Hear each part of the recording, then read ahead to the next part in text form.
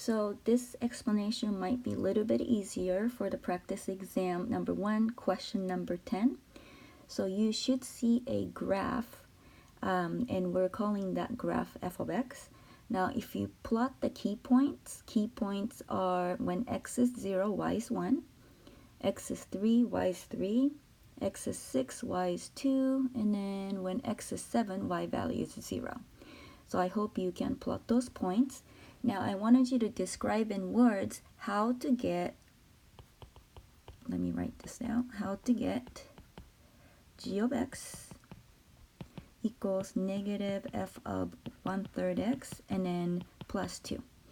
Okay, so this is our goal.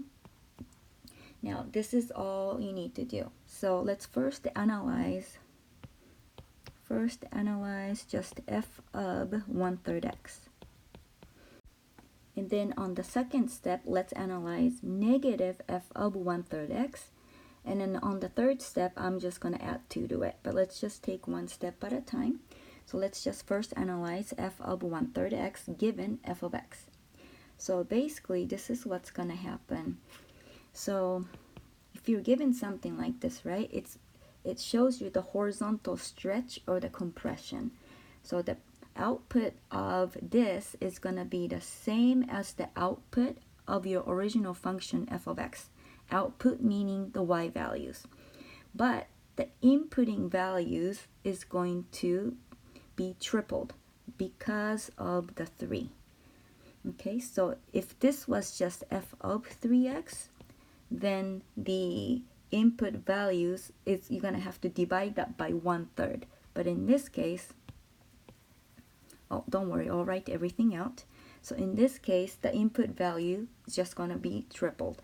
Okay, so let me just try to put this in sentence. Oops.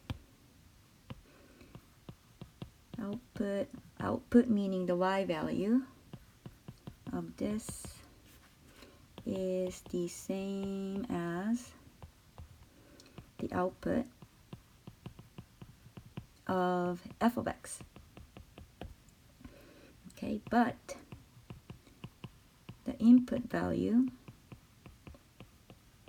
triples. Okay, so what we need to do now is let's take the chart from above. Let's do something that's similar. So here's f and then f of, let's go with 1/3 x. Okay, now remember, output is going to be the same as the output of your original function f of x. So we're gonna have 1, 3, 2, and a 0 no matter what. Okay, now the input value is going to be tripled. So meaning you need to multiply each x values that you see above by 3. So 0 times 3 is 0. 3 times 3 is 9. And then 3 times 6, 18. And then 3 times 7, 21.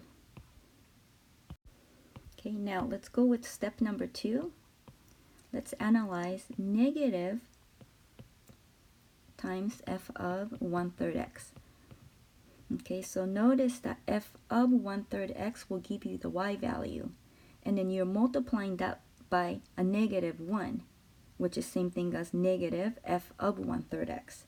So what's going to happen is that, notice that if this is your y values, then if I multiply by a negative 1, which is just negative y, all you have to do now is what then? You're going to have to multiply all the y values from the chart above by negative 1. And that's all you have to do. So let me just erase this. Okay, so how do I do this? So negative f of 1/3, it means that you're going to have to reflect the graph, which is f of 1/3 x by the x-axis. Okay, so according to the chart, so this is what's going to happen. But what's going to happen to the chart is that multiply all the y values by -1. So the chart that you're going to get is this now. So you got x negative f of 1/3 x. So the inputting value is not going to change. So you're going to have 0, 9, 18, and 21. Then if I multiply by the y values by -1, this is what we're going to get. So again, why is that going to happen? Let's go over it again. F of 1/3 x, that's going to give us some kind of a y value, but you have a negative on the front of it. So to get to negative f of 1/3 x, you just take the chart above and multiply all the y values by -1. All right, now let's go with step number 3.